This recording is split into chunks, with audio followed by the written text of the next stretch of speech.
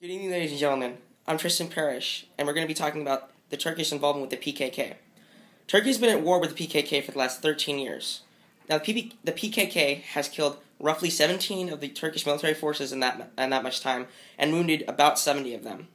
Turkey met with the United Nations last Saturday in New York City and discussed the issue.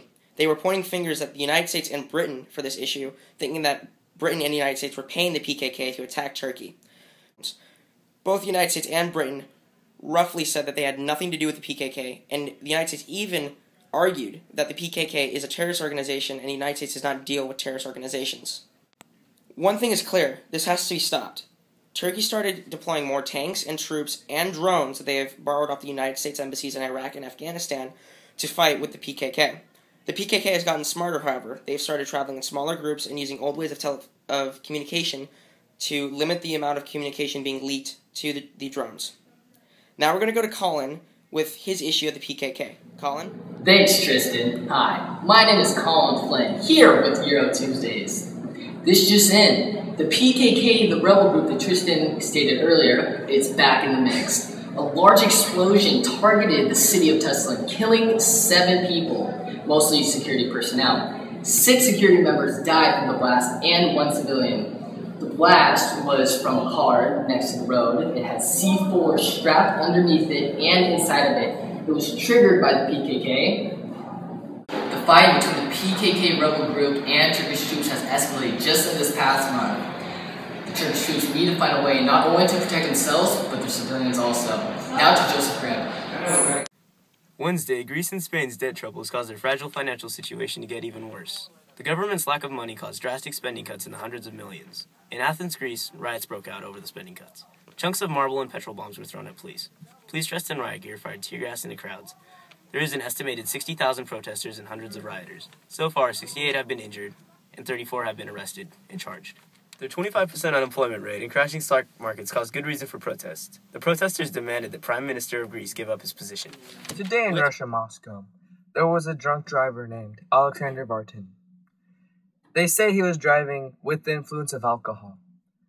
He was driving at 125 miles per hour, and after he crashed, he got out of the car and he could barely even stand. He was limping, dead bone limp. And after that, he was bleeding all over. Once he got out, the police arrested him, and they had to do tragedy road incident cleanup, and it took about a week to do this. They're trying to make the drinking alcohol law for going and driving under the influence of alcohol longer. They're going to make it so you go to jail longer, and they're going to make the punishment more stronger. And this Tuesday, when you're watching this video, they're making this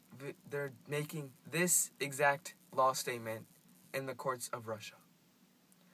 Also, don't drive drinking alcohol. Kids, remember that. Now, for a commercial by Beats by Dre. These sponsors for Beats by Dre and avs4u.com. avs4u.com and Beats by Dre. Remember, follow them on Twitter. Beats by Dre. Follow him on Twitter.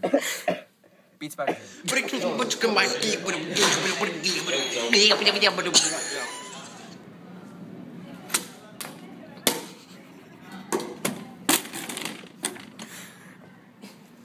Hey, man.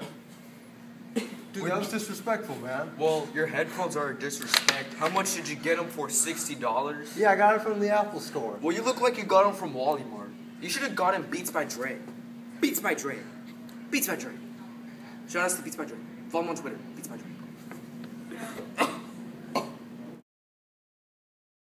Action. Hey man. Hey, what the hell? Where'd you get those?